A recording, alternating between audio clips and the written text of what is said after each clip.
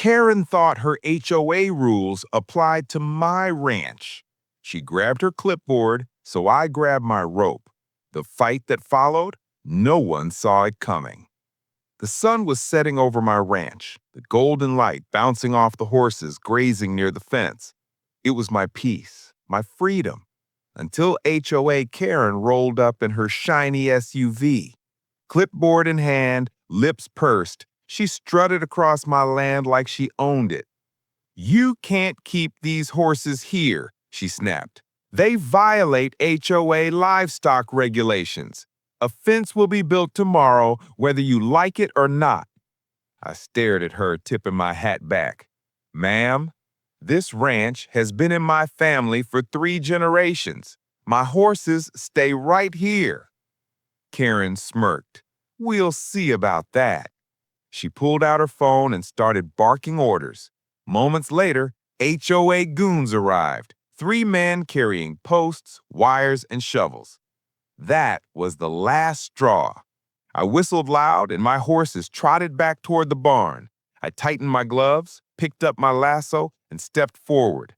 "You boys sure you want to do this on my land?"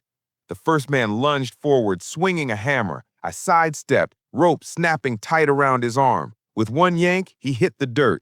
The second charged, but I shoved him back against the half-built fence, boards splintering on impact.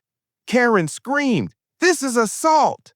The third rushed in, fists up, but I met him head on. Boots digging into the dirt, I shoved him back until he toppled into the mud. Dust filled the air, my pulse steady. The men groaned, scrambling to their feet. I pointed toward the road. "This land isn't HOA property. Now leave before the sheriff arrives." Right on cue, red and blue lights flashed at the end of the drive. The county sheriff stepped out of his cruiser, hand resting on his belt. He looked at Karen and her battered crew, then at me, standing firm. "Karen, trespassing and trying to seize livestock is a crime. You're lucky he didn't press charges." Karen's smugness vanished.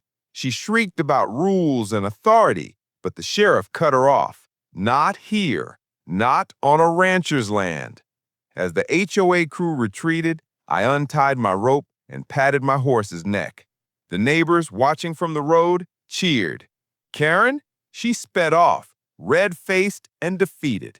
That night, my ranch was quiet again, and Karen learned that ranchers don't back down. I am Liam, and trust me, the next HOA story is even worse. Subscribe now.